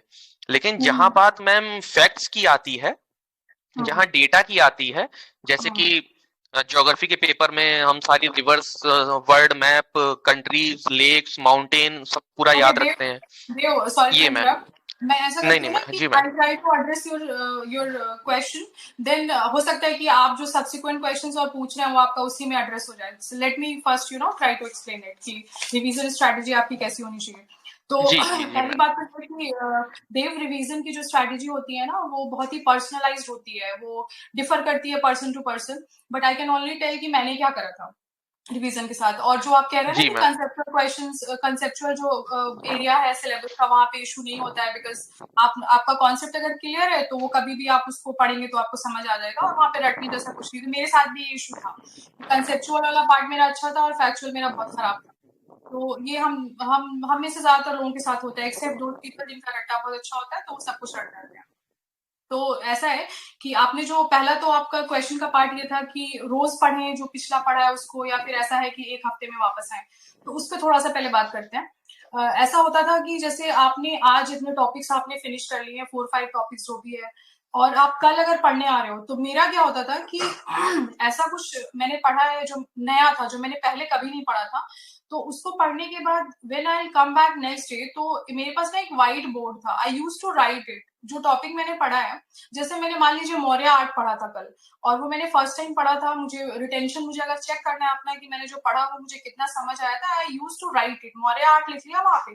फिर आई यूज टू रिकॉल की क्लासिफिकेशन में क्या क्या था उसके. जैसे मान लीजिए कोट आर्ट था, उसके बाद पॉपुलर आर्ट था, फिर वहां पे आप लिखते जाइए कि ये पॉइंट्स आ रहे हैं. और बाकी ना अपने ब्रेन में जब आप रिकॉल कर रहे हो तो only try to write those points जहाँ पे आप भूलते बहुत ज्यादा है. तो वैसे करके ना वो रिटेंशन आपका ना वो लॉन्ग टर्म मेमोरी में चला जाता है. प्रॉब्लम क्या है कि हम लोग पढ़ तो बहुत ज्यादा लेते हैं, बट अगर सब कुछ पढ़ लिया और रिटेन नहीं कर पाए तो there is no use of it. आप तो कोई फायदा नहीं होगा आपको उसका. तो आप ये कर सकते हैं. मुझे ये एक्सरसाइज ना बहुत फायदा किया था during my Mains. I use to every day I use to ना इन मॉर्निंग जब आप स्टार्ट कर रहे हो अपना आज का आपका जो भी काम है आपने शुरू किया, उसके पहले क्या करिए कि एक बार ना टॉपिक्स को लिख लीजिए जो आपने कल पढ़ा था, और फिर उसमें ना थोड़ा सा कोई डायग्राम बना के, फ्लो चार्ट ऐसे एरो लगा के आप कोशिश करिए रिकॉल करने की मैंने क्या क्या पढ़ा था. तो ऐसे करके ना जब आप रोज आप वापस आएंगे कल जो आपने पढ़ा है उसको लिखेंगे. तो ये मैंने थोड़ा सा ना डिसिप्लिन बहुत ज्यादा चाहिए होगा इसके लिए, अगेन आई एम टेलिंग, और वो पूरे साल आप नहीं कर पाओगे. ये सिर्फ मैंने मेंस के टाइम किया था, क्योंकि मेंस का टाइम रिवीजन बहुत इंटेंसिव चाहिए होता है आपको. तो वहां पे आप ये कर सकते हो कि सिलेबस का ये पोर्शन अगर मैंने करंट अफेयर का मैंने मान लीजिए 5 टॉपिक पढ़ लिया, मैंने पढ़ लिया कि इंडो चाइना ट्रेड रिलेशन ये है, इंडिया का कोई इंडो यूएस ट्रेड रिलेशन चल रहा है, उसमें कुछ ऐसा आया हुआ है, तो मैंने पढ़ लिया. फिर मैं क्या करूंगी उसको कि अपने व्हाइट बोर्ड पे, पेज पे, कहीं भी रफ कॉपी आपके पास है उस पर लिखिए. फिर आप ना डायमेंशन उससे जनरेट करने की कोशिश करिए. इससे 2 फायदा होगा. एक तो आप जब आंसर राइटिंग करेंगे ना, वो मसल मेमोरी होती है हमारी, आंसर राइटिंग आप करेंगे वहां पे भी हेल्प करेगा. You will be able to structure it better. जब आप रिकॉल कर रहे हैं, फ्लो चार्ट्स बना रहे हैं, एरो बना के समझने की कोशिश कर रहे हैं, तो ये एक्सरसाइज आप पढ़ लीजिए. उसके बाद नेक्स्ट डे जब आप आइए वो टॉपिक्स को लिखिए. लिखने के बाद आई एम श्योर कि आप कुछ प्लान करते होंगे कि आज मुझे इतना पढ़ना है. करते हैं या नहीं? यस मैम, मैं डेली का सेट करता हूँ अपना शेड्यूल, और उसी अकॉर्डिंग मैं चलता हूँ. यस मैम, मैं प्लान करता हूँ डेली. हाँ, तो तब तो ये आपके लिए और भी ज्यादा हेल्पफुल होगा because I use to also do it कि मेरा रोज का प्लान होता था डिवाइड करके नंबर ऑफ टॉपिक्स. अगर मान लीजिए मुझे इतना पूरा करना है तो आई यूज टू डिवाइड इट कि एक दिन में कितना करना है, एक घंटे में कितना करना है, ऐसे करके. तो मेरे पास लिखा होता था. तो जब मैं नेक्स्ट डे आऊंगी तो वो जो डायरी में जो आप लिखते हो ना वो सामने रख लो कल के टॉपिक्स, और उसको आप ना ब्रेक डाउन करने की कोशिश करो टॉपिक को कि क्या क्या आपने पढ़ा था, उसको कैसे आप रिप्रेजेंट कर पा रहे हो एक डायग्राम में या फिर पॉइंट वाइज लिख के. तो आप उससे एक तो वो आपकी लॉन्ग टर्म मेमोरी में जाएगा, दूसरा आप उसको स्ट्रक्चर करना सीख जाएंगे, तीसरा वो आपको आंसर राइटिंग में बहुत ज्यादा हेल्प करेगा. तो ऐसे करने की कोशिश करिए। ठीक है मैम, एक बात और, जैसे कि हम लोग कल का तो जैसे कि मैं उसको कर लूंगा एक्सरसाइज, और जैसे मान लीजिए मैम मैं परसों पहुंचा, तो फिर 2 दिन पहले का और फिर 3 दिन पहले का। फिर तो ऐसा होगा ना कि अगर आप 2 दिन 3 दिन, तो it will kill a lot of time. जी sir. Dave, do one thing. You ping me on WhatsApp, and I'll talk to you. No, I'll explain you everything. I'll explain you specific थोड़ा सा I'll try to explain it little bit more कि आप जो कह रहे हो ना कि फिर नेक्स्ट डे करें, ऐसा नहीं करिए। वो टॉपिक्स, उसमें से आई एम श्योर कि कुछ टॉपिक्स ऐसे होंगे जो फैक्चुअल होंगे, कुछ ऐसे होंगे जो कंसेप्चुअल होंगे। तो फैक्चुअल वाला तो वो एक सर्टेन सेगमेंट होगा सिलेबस का जो फैक्चुअल होगा, उसको तो आपको बार बार रिवाइज करना ही होगा जब भी आप भूल रहे होंगे तो। बट ये आप ऐसा नहीं करेंगे कि कल का पढ़ा है उसको आज कर लिया, फिर 2 दिन का 3 दिन का, ऐसे नहीं करिए। या तो फिर आप उसको वीकली करिए, या तो डेली करते हैं तो बस जो प्रीवियस डे का था उसको करिए, वो अपने आप हो जाएगा आपका। बिकॉज टॉपिक्स ना कहीं इंटरलिंक्ड होते हैं हमारे सिलेबस के। ऐसा बिल्कुल नहीं होगा कि एक बिल्कुल सेपरेट जा रहा है, दूसरा बिल्कुल अलग जा रहा है, ऐसा नहीं होगा। You will be able to interlink it. Thank you ma'am, thank you. जी मैम। और बाकी सर से आप हेल्प ले लीजिए अगर आपको लगता है कि I am not able to answer your question, तो sir will able to explain it. Jay, you can ask now. Good evening, ma'am. Good evening, sir. My question is about history, and उसमें भी short notes on the following वाला जो section होता है 68 में जो पूछा था, तो उसमें बहुत सारा ओपन एंडेड क्वेश्चन था, like government of India 1858, Indigo revolt, Patna कलम पेंटिंग। तो फॉर एग्जांपल अगर हम इंडिगो रिवोल्ट को लेते हैं तो उसमें हम उसके बारे में क्या लिखेंगे, उसके प्रोविजंस या सिग्निफिकेंस, या फिर जो भी एक ट्रेडिशनल होता है सिग्निफिकेंस, चैलेंजेस एंड जो भी उसका कंक्लूजन है। चूंकि ये 80 वर्ड में लिखना है। Can you tell me the question exactly, because अभी मुझे याद नहीं कि क्या आया था। कोई भी मैम, जैसे इंडिगो रिवोल्ट हो गया, या फिर पटना कलम पेंटिंग, या फिर बिरसा मुंडा रिवोल्ट। तो हाँ, अगर ऐसा कुछ डिमांड है कि क्वेश्चन में, जैसे मान लीजिए मैं एक एग्जांपल ले लेती हूँ कि अगर वो पूछ रहे हैं कि नेचर ऑफ इंडिगो रिवोल्ट, या फिर ऐसे पूछ दिया कि 1858, जैसे आपने बताया था कि गवर्नमेंट ऑफ इंडिया एक्ट 1858 पूछना है, और अगर सिर्फ ये लिख के पूछ दिया है कि right a short note on it, है ना, तो आप उसमें प्रोविजंस डेफिनेटली लिखेंगे। और अगर आपको उससे भी ज्यादा अगर लगता है कि डायमेंशंस और आप एक्सप्लोर कर सकते हो, तो शॉर्ट नोट में आप प्रोविजन लिख लीजिए, फिर उसका इम्पैक्ट लिख लीजिए, या फिर लिख लीजिए कि इसमें इश्यूज क्या थे इससे रिलेटेड। और थोड़ा सा ना हिस्ट्री में जब भी आप कंक्लूजन लिख रहे होते हो, तो स्पेशली मैं हिस्ट्री के सेक्शन को रेफर कर रही हूँ, तो आपका जो कंक्लूजन होना चाहिए ना, वो कॉन्टिन्यूटी को शो कर रहा हो, ना कि आपने क्लोज एंडेड लिख दिया। आप समझ रहे हैं मैं क्या कह रही हूँ? कि अगर 1858 के बारे में आप लिख रहे हो, तो आप ये कहिए कि जो इश्यूज उस टाइम में प्रिवेलिंग इश्यूज थे, 1858 जो एक्ट आया, ऑल्दो उसको कहा जाता था कि गुड गवर्नमेंट एक्ट है, but it was not able to address all the issues, जिसकी वजह से और प्रॉब्लम्स आए। और उसके बाद वी हैड कांग्रेस आईएनसी ने अपना मूवमेंट स्टार्ट किया। तो ऐसा करके कुछ ना फ्यूचरिस्टिक टाइप का करके उसको हिस्ट्री में कोशिश करिए कि हमेशा कंटिन्यूटी शो करें आप अपने कंक्लूजन में, ना कि आप उसको वहीं पे क्लोज एंड कर दें। ओके मैम, ये तो ठीक है, बट अगर प्रोविजन सब याद नहीं हो और सिग्निफिकेंस लिखा हो, किसी ने उसका इम्पैक्ट लिखा है या फिर चैलेंजेस लिखा है, हाँ, चूंकि हमारे पास टाइम का भी कांस्टेंट है और स्पेस का भी कांस्टेंट है, तो इसमें मतलब कि क्या एक आइडियल आंसर हो सकता है। जैसे इंडिगो रिवोल्ट के बारे में बात करें तो वो तो मैम 1859 वाला भी लिख सकता है कोई, और कोई वो चंपारण वाला भी लिख सकता है। तो नहीं, they are referring Indigo revolt, तो आप चंपारण नहीं लिखेंगे ना वहाँ पे, you will write 1859 only. Okay. And then my second देखिए, क्वेश्चन मैं समझ गई कि आप ये कहना चाह रहे हैं कि अगर कोई स्पेसिफिक टॉपिक अगर ऐसे कोई आ जाता है हिस्ट्री में, तो जरूरी तो नहीं कि हम हर चीज रट के गए हों वहाँ पे, तो आप कैसे आंसर लिखेंगे, है ना? आप यही पूछना चाह रहे हैं? या ओपन एंडेड, जिसमें कुछ भी मतलब जी। तो आप अगर मान लीजिए कि कोई रिवोल्ट पे क्वेश्चन आता है, वैसे तो ये डिपेंड करेगा कि टॉपिक क्या पूछा गया, but I try to explain it little bit more कि अगर कोई रिवोल्ट पे, कोई भी ट्राइबल रिवोल्ट पे क्वेश्चन आता है, अगर वो पूछ रहे हैं कि ओपन एंडेड क्वेश्चन है, पूछ रहे हैं कि शॉर्ट नोट लिख दो उस पे, तो आप क्या करेंगे? नेचुरली आप सोचिए कि टॉपिक का फ्लो कैसे जाएगा। आप इंट्रोडक्शन देंगे उसका कि इस ईयर में हुआ था, कोई भी फैक्चुअल वो डेटा आप उठा लीजिए कि इस ईयर में हुआ था, ये लीडर था उसका। उसके बाद आप क्या करेंगे कि उसके कॉजेस दिखाएंगे, एक डायग्राम बना लेंगे आप, अगर आपको लगता है कि स्पेस वहां पे कम है या फिर आपको शॉर्ट में लिखना है, तो जल्दी से से एक डायग्राम कॉजेस का लिख लीजिए, उसके बाद आप क्या करेंगे कि कोर्स ऑफ मूवमेंट लिखेंगे, फिर आप लिखेंगे इम्पैक्ट क्या हुआ था उसका, उसके बाद आप क्या करेंगे कि ब्रिटिश ने कैसे रिएक्ट किया, ऐसे करके कुछ उसको एंड कर दीजिए। तो आप ना यही जब आप नोट मेकिंग कर रहे होते हैं ना, और आपको जब आप रिवीजन कर रहे होंगे, नोट मेकिंग कर रहे होंगे, उसमें पॉइंट्स ऐड कर रहे होंगे, तो आप यही करने की कोशिश करिए। कोई भी टॉपिक लीजिए, उसको ना ब्रेक डाउन करिए टॉपिक को, कि रिवोल्ट है तो उसका क्या क्या सिग्निफिकेंस हो सकता है, क्या कॉजेज हो सकते हैं, क्या कोर्स ऑफ मूवमेंट है, कौन कौन से लीडर्स उसमें इन्वॉल्व थे।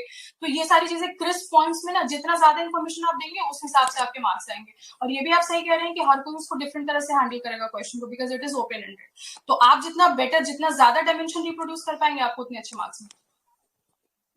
सेकंड क्वेश्चन ये था मैम कि करंट अफेयर जो आपने बोला, तो करंट अफेयर तो जो भी मेंस लिख रहा है या फिर इंटरव्यू दे रहा है, तो करंट अफेयर तो सब प्रिपेयर करते हैं, मोर और लेस सब तो कर ही लेते हैं, और न्यूज़पेपर भी डेली पढ़ते ही हैं लोग। लेकिन ये जो क्वेश्चन था, जैसे जम्बूरी वाला क्वेश्चन था, 68 के बारे में बात कर रहा हूँ। स्काउट गाइड वाला ना? हाँ हाँ, जो SDG 16 के बारे में लोग पूछ रहे थे। तो इन सब जो ऐसा ऐसा क्वेश्चन आएगा मैम, तो इसमें तो फिर क्या ही आदमी लिखे फिर, या फिर जो इन्होंने जी बिल्कुल सही कह रहे हैं, बिकॉज मैंने भी उसमें जब मैंने अटेम्प्ट किया था ना वो क्वेश्चन जो आप अभी जम्बूरी स्काउट गाइड वाला पूछ रहे हैं, तो उसमें मेरे पास भी कोई कंटेंट नहीं था, मुझे ये भी नहीं पता था कि वो हुआ कहाँ पे है। एक दो लोगों को मेरे आसपास शायद वो आता था वो क्वेश्चन की कहाँ हुआ था, बट उन लोगों ने भी अटेम्प्ट नहीं किया था उसको। तो मैंने क्या किया था ना कि ऐसे इंट्रोडक्शन में ऐसे कुछ लिख दिया क्वेश्चन के कीवर्ड्स को उठा के, उसके बाद उसके बारे में जो वो कह रहे हैं कि क्या उसका इम्पैक्ट है, सिग्निफिकेंस क्या है। तो कोई भी इस तरह का इवेंट होता है ना, तो आप थोड़ा सा कनेक्ट करने की कोशिश करिए कि क्या सिग्निफिकेंस हो सकता है उसका। यूथ को आप इंस्पायर करने की कोशिश कर रहे हैं, आप एक नेशन बिल्डिंग का पार्ट है, ऐसे करके कुछ मतलब अच्छे अच्छे कीवर्ड्स को ड्रॉप कर दीजिए। ऐसे करके मैंने लिखा था उसको। और हाँ, अगेन आप ध्यान रखिए कि जो क्वेश्चन आपको पता नहीं है and still you are attempting it, तो try not to waste your time and space. आप ना उसको बेटर होगा कि जो क्वेश्चन आ रहा होगा उसमें वहां जाके आप वो टाइम लगा लें। तो ऐसे क्वेश्चन को बाद में अटेम्प्ट करने के लिए छोड़ दीजिए। आप पहले जो आ रहा हो वो पेपर का पोर्शन पहले आपका फिनिश हो जाना चाहिए, फिर आप आइए उस क्वेश्चन पे जो आपको बिल्कुल नहीं आता, और try to bring something out of it. कुछ ऐसा कनेक्शन बिल्ड करिए वहां पे, और ऐसे करके आप थोड़ा सा फ्यूचरिस्टिक सा कंक्लूजन लिख दीजिए कि गवर्नमेंट और क्या यूथ के लिए कर रही है। ऐसे करके मैंने उसको कनेक्शन उसका वो किया था, एस्टैब्लिश किया था, क्योंकि वहां पे कुछ ऐसा कंटेंट रिकॉल ही नहीं हो रहा था कि क्या करते वहां पे। और जैसे SDG 16 का पूछा था, वो उसमें भी इतना स्पेसिफिक कंटेंट हमारे पास नहीं होता है, बट अगर वो पूछ रहे हैं कि कोई इंस्टीट्यूशन के बारे में कि कैसा उसका वो होना चाहिए, तो आप अगेन लिख सकते हो कि क्या होना चाहिए। आप उसमें सिटीजन्स का जो पार्टिसिपेशन उसको इंक्रीज करने की कोशिश कर रहे हो, you are trying to bring more transparency, accountability, इस तरह की चीजें। ये सब कीवर्ड्स जब आने लगेंगे ना, तो although examiner will be able to know कि यू आर ब्लफिंग, बट उसको ये भी पता होगा कि कुछ तो आपको इसके बारे में आता है, you are trying to explore the dimensions. तो वो आप डेफिनेटली करिए, और ये आप टेस्ट सीरीज में कोशिश करिए क्वेश्चन जो नहीं भी आता है उसको भी अटेम्प्ट करिए, क्योंकि ऐसा कभी नहीं होगा कि आपको सब कुछ पता हो। यस मैम, तो इससे बेटर है कि ये जो 38 मार्कर को क्या किए हैं कि 5 या 5 पार्ट में डिवाइड करके दिए हैं, और उसमें जी इसमें देखिए, अब मैंने आप ही ने पूछा था ना वो क्वेश्चन कि कैसे हम लॉन्ग और शॉर्ट वाले को वो बैलेंस करने के बारे में। नहीं। अच्छा, आपने नहीं पूछा था, किसी और ने पूछा था। तो वो अगेन वो इस बात पे घूम के आता है ना कि आपको वो पता है या नहीं पता है। अगर आपको 38 मार्कर ज्यादा बेटर आता है, आपको पता है कि इसमें आप एक और डायमेंशन ओपन करके तो एग्जाम वो जो क्वेश्चन के डिमांड से रिलेटेड है और आप बेटर लिख सकते हो, तो आप वहां अपना टाइम ज्यादा लगाओ, बजाय इसके कि शॉर्ट आंसर में आप टाइम वेस्ट करो जो आपको आता है।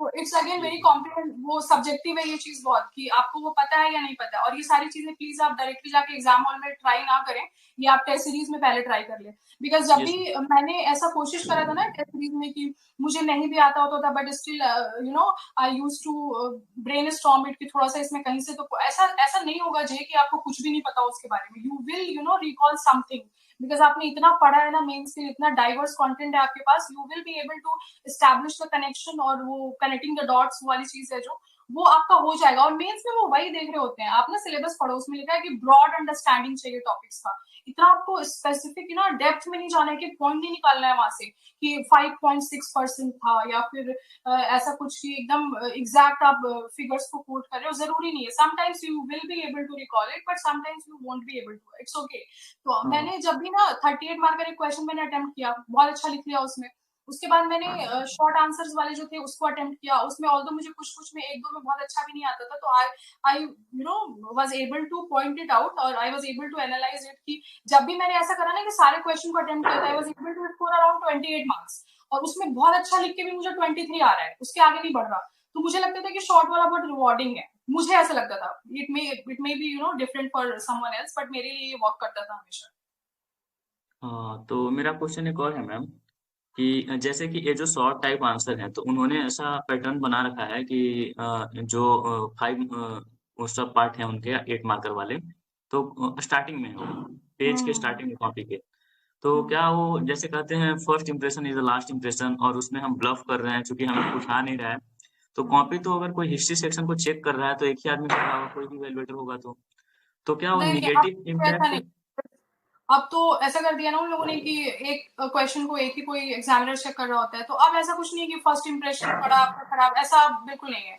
मुझे लगता है कि मैंने तो सारे जो मेरा जो मेंस वाला पेपर था 68 वाला, मैंने हमेशा लॉन्ग से स्टार्ट किया था अपना लिखना, तो और वो वाले मेरे आंसर बहुत अच्छे थे, बट शॉर्ट वाले उतने अच्छे नहीं थे अगर आप क्वालिटी को कंपेयर करोगे तो ये सब बातें मुझे लगता है कि इसमें कुछ वो नहीं है, सच्चाई नहीं है, बस Is it true for essay also?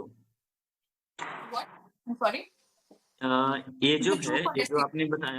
आपने बताया कि all 3 sections will be checked by different evaluator, तो ये क्या essay में भी वो फॉलो करेंगे? आई am not sure J, because ऐसे के बारे में इन लोगों ने ऐसा कुछ कहा नहीं है, बट 7th के time he they told us ना कि एक क्वेश्चन को एक ही एग्जामिनर चेक कर रहा हुआ, तो ऐसे के लिए आई एम नॉट श्योर कि ऐसा है कि नहीं। ओके मैम, मेरा हो गया, thank you. Okay, next. Please raise your hand. अच्छा सर, someone asked about कि short और long वो ज्यादा rewarding है because we are writing you know 4 pages and 10 pages, वो कौन था? I would like to answer it. मैंने अभी जैसे देव को बताया था कि ये Ross. तो I was able to you know score more in short answer, so मेरे लिए ऐसा था, मेरा मतलब पर्सनल ये एनालिसिस है इस चीज को लेके, it may differ to person to person, वो दूसरे के लिए कुछ और हो सकता है, बट मुझे ऐसा लगता था ना कि जब भी I was able to write all the short answers और वो थोड़ा भी अगर एवरेज भी कंटेंट मेरा होता था ना, तो I used to score around 26-27, जो कि मेरा लॉन्ग में कभी नहीं होता था, तो मुझे लगता था कि ये ज्यादा रिवॉर्डिंग है, बट अगेन ये बहुत ही सब्जेक्टिव है, ये हर किसी के लिए अलग अलग हो सकता है, आप एक बार लिख के ट्राई कर लो उसको टेस्ट सीरीज में, ठीक है ना? और रॉस, मैं एक बात और ऐड कर दूं यहाँ पर कि content quality is more important, yes always remember content quality and meeting the demand. Demand तो you will always have to keep in mind कि डिमांड से आप डेविएट नहीं होंगे कभी भी क्वेश्चन के, और अगर आप कुछ एक्स्ट्रा भी ऐड कर रहे हैं ना, तो you will have to you know contextualise, आप पहले कंटेक्चुअलाइज करिए कंटेंट को, उसके बाद यूज करिए। Yeah, ma'am. Thank you. Thank you, sir.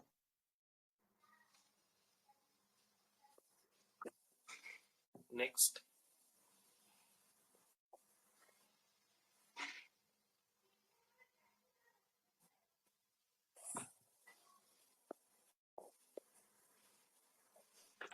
Yes ma'am, answer मेरा एक और डाउट था, रह गया था, आंसर लिखने के पहले क्या उसको ब्रेन स्टॉर्मिंग करना होता है? क्योंकि मैम उसको कॉपी नहीं होता है उतना, मेरा 68 में एक क्वेश्चन छूट गया था, यही जो SDG 16 था, ये वाला।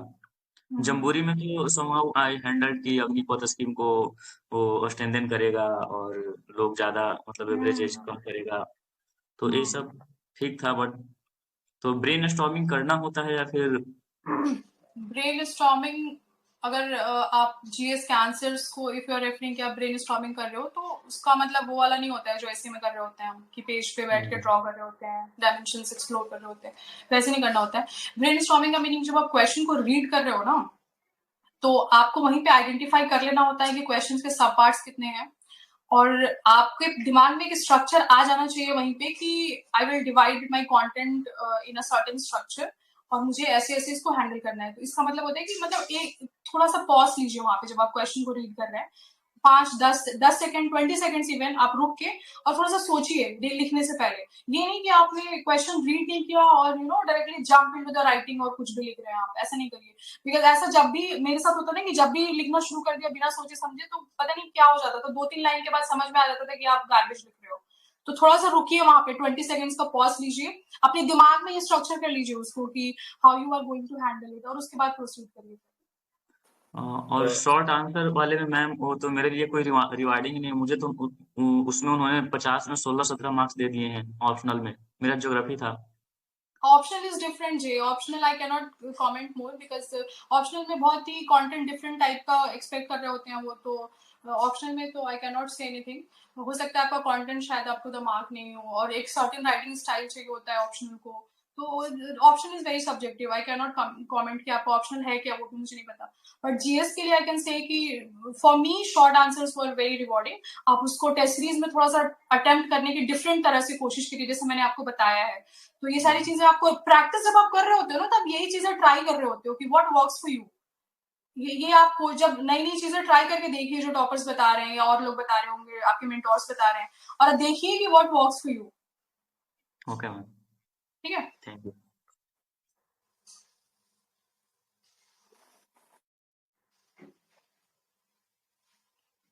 सर 1 घंटा होने वाला है।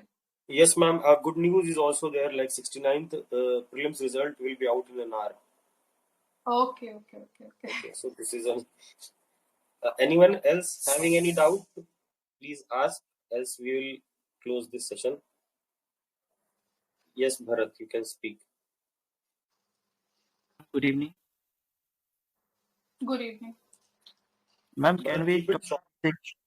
Yes, ma'am. Can we talk something about interview preparation, as you got one of the highest marks? So how to go about it? And there are few people who really got good GS marks, but they were butchered in interview. So what really went wrong? Yeah, what we can do our best from our end. What we can do best from our end, ये तो see, personality building is not an overnight process, I would say. वो it takes time. It is a process जो कि थोड़ा लंबा होता है। ऐसा नहीं कि आपने आज आप बैठे हैं और 10 दिन का टाइम है and you will build your personality. ऐसा नहीं होगा। और जैसा वो कहते हैं कि वो पर्सनालिटी टेस्ट है और इंटरव्यू एज सच नहीं है, जैसा हमारे कॉर्पोरेट सेक्टर में जो इंटरव्यू होता है या प्लेसमेंट में होता है वैसा टाइप नहीं होता है। तो वो बेसिकली आपका एक होता है ना कि ओपिनियन चेक कर रहे होते हैं कि how serious personality you are, कितने आपके पास डेप्थ क्या है आपके पर्सनालिटी का, वो चेक कर रहे होते हैं। तो आप ना, मैं कहूंगी कि तैयारी, वैसे तो sir will be better able to answer it, but from my side जो वैल्यू एडिशन मेरी तरफ से वो ये है कि जब भी आप मेंस के लिए जब आप प्रिपेयर कर रहे हो ना, तो पर्सनल किसी ने ऐसा मैंने सुना था, किसी ने कहा था कभी कि जब आप सिविल सर्विसेज के लिए प्रिपेयर कर रहे हो ना, तो जो तैयारी होती है ना आपकी, वो रिवर्स ऑर्डर में होती है। First you prepare for interview, then you come to mains and then to prelims. तो ये सही है, मुझे लगता है कि ये there is some truth in this statement, ऐसा सच है। बिकॉज जो जैसे आप ऑर्डर में आप वापस आओगे ना, तो आप देखोगे कि सबसे ज्यादा टाइम इंटरव्यू प्रिपरेशन लेता है, because personality building is not an overnight phenomena. उसके बाद उसके जस्ट बाद मेंस आता है, उसके बाद प्रीलिम्स होता है। प्रीलिम्स हम लोग क्या करते हैं, लास्ट के 2-3 मंथ्स में प्रिपेयर करते हैं, और क्योंकि वो फैक्चुअल नेचर का होता है। Mains requires certain depth and analysis, तो वो हम उसके पहले प्रिपेयर कर लेते हैं। But interview is a very long process, जो आप पूरे अपने सिविल सर्विसेज के ड्यूरेशन में या फिर उसके पहले से भी बिल्ड हो रहा होता है, आपका स्कूल के टाइम, आपके कॉलेज के टाइम, आपके ग्रेजुएशन के टाइम। तो आप क्या करेंगे ना कि कॉन्शियसली अपने अंदर एक पॉजिटिव पर्सोना बिल्ड करिए अपना। आप जब भी कोई प्रॉब्लम आपके आसपास होता है, तो एक प्रॉब्लम सॉल्विंग एटीट्यूड डेवलप करिए। एक ट्राई टू रीड एथिक्स का जो सिलेबस है यूपीएससी का, कि जो फाउंडेशनल वैल्यूज है सिविल सर्विसेज, उसको कैसे आप इनकलकेट कर सकते हैं, जैसे कंपैशन है, एम्पैथी है, ये सारी चीजें आप ना वो यही चेक कर रहे होते हैं वहां पे कि आपके अंदर whether you have these things और नॉट। अगर आपके पास नहीं है तो you will not be able to make a very good civil servant out of you. तो आप ये कॉन्शियसली अपने अंदर लाने की कोशिश करिए कि सोसाइटी में जो सराउंडिंग में आपके इश्यूज चल रहे हैं ना, उसको लेके ओपिनियन डेवलप करिए। Try to talk about it अपने फ्रेंड्स से, अपने पेरेंट्स से, अपने घर में। तो उससे क्या होगा ना कि आपको दूसरों के भी व्यू पॉइंट्स पता चलेंगे और आपको ये पता चलेगा कि आपके आर्गुमेंट में कितना डेप्थ था। तो ऐसे करके आप कर सकते हैं कि थोड़ा सा कॉन्शियसली अभी से आप कोशिश कर सकते हैं। और उसके बाद एक पॉजिटिव अप्रोच चाहिए, एक प्रॉब्लम सॉल्विंग एटीट्यूड चाहिए, rather than just complaining. Because मैंने टेलीग्राम ग्रुप से भी बहुत सारे देखा है कि people complain about lot of things. उनको लगता है कि मेंस को विंटर में नहीं होना चाहिए, उनको लगता है कि मेंस उनके टाइम के अकॉर्डिंग हो, बिकॉज बीपीएससी विंटर्स में सुबह सुबह बुला ले रही है तो हाथ नहीं चलता है, और गवर्नमेंट स्कूल में होता है ठंडी हवाएं आ रही होती है, पता नहीं क्या क्या बातें करते हैं। तो आपको ये चीज समझना होगा कि जब आप एडमिनिस्ट्रेशन में जाओगे ना, तो आप ओवरनाइट हर चीज तो चेंज नहीं कर दोगे ना अपने हिसाब से। You will have limited resources, हर चीज लिमिटेड है, उसमें कैसे आपको बेस्ट अपना आउटपुट देना है, ये एटीट्यूड आपको अभी से डेवलप करना है। और कंप्लेन करना तो बिल्कुल बंद कर दीजिए अपने लाइफ सिचुएशन के बारे में, अपने बारे में, या फिर कि आज लाइट नहीं थी तो मैंने पढ़ाई नहीं करा आज, ये सारे कंप्लेन्स को बिल्कुल हटा दीजिए। एक सिविल सर्वेंट को बहुत ही पेशेंट होना चाहिए और उसको हर चीज को एक पॉजिटिव आउटलुक लेके अप्रोच करना चाहिए। तो वो चीजें आप अभी से बिल्ड करिए अपने अंदर, दैट विल हेल्प। बाकी आप सर ने मेरा भी प्रिपरेशन कराया था, ही वाज माय मेंटोर, तो he will be better able to tell you कि और क्या करना होता है। बाकी नॉलेज वाला पार्ट तो you will develop during your mains, और knowledge is very important part of your personality, वो आप कर लेंगे मेंस का, don't worry. Ma'am, Nagma ma'am, on a lighter note, our tagline is also crack the mindset and you're half done. So Yes. what you said is like we have to move from the interview, then to mains, and then to the prelims. Like we have to in the reverse order. Yes, anyone else who wants to ask any question, please raise your hand, else we'll close this session. Ma'am DI का source? DI का source Pankaj, I had no source for DI। मैंने previous year जो questions थे ना उसी से मैंने practice किया था। Pankaj, I'll let you know the source. You are part of the program now. I'll tell you the source. Okay, sir. Thank you. Anyone else? So we'll be closing it here. And on a conclusive note, I will say कि आज का session बहुत interactive था, आई thoroughly enjoyed it। बाकी अगर आपको ऐसा लगता है कि see, I do not have an authority, ऐसा नहीं कि मैंने अगर 52 रैंक में रहा गया है तो I know everything about the exam, ऐसा बिल्कुल नहीं है। बट few things एक होते नहीं कि हेल्पिंग स्पिरिट के साथ हम ये चैनल वो कर रहे हैं, हम ये लाइव सेशन कंडक्ट कर रहे हैं, तो जो भी मेरा लर्निंग इस एग्जाम के जर्नी में रहा है वो मेरे पर्सपेक्टिव से that I am trying to share with you. But ऐसा नहीं कि आप उसको एज अ कंक्लूजन लें और आप वही करें जो मैंने कहा है आपको करने को। Try to build your opinion on things और आप अपना तरीका ढूंढिए उसमें। आप इनपुट लीजिए मुझसे, आप सर से इनपुट लीजिए, और भी कहीं से आपको लगता है इनपुट लीजिए, बट जो आपके लिए वर्क करता है ना उसी पे आप अपना टाइम लगाइए। ऐसा नहीं कि हर रैंडम चीजों को ट्राई करने में आप टाइम वेस्ट करें, बट अगर लगता है कि कोई चीज है जो सबके लिए हेल्प कर रहा है तो वो आपके लिए भी करेगा, इस ट्रस्ट के साथ उसको स्टार्ट करिए। और आप अपना माइंडसेट, जैसे सर ने कहा कि हमारा यही वो है कि स्पिरिट है कि माइंडसेट के साथ काम करना है, तो एक पॉजिटिव माइंडसेट लेके चीजों को अप्रोच करिए और things will be in your favour.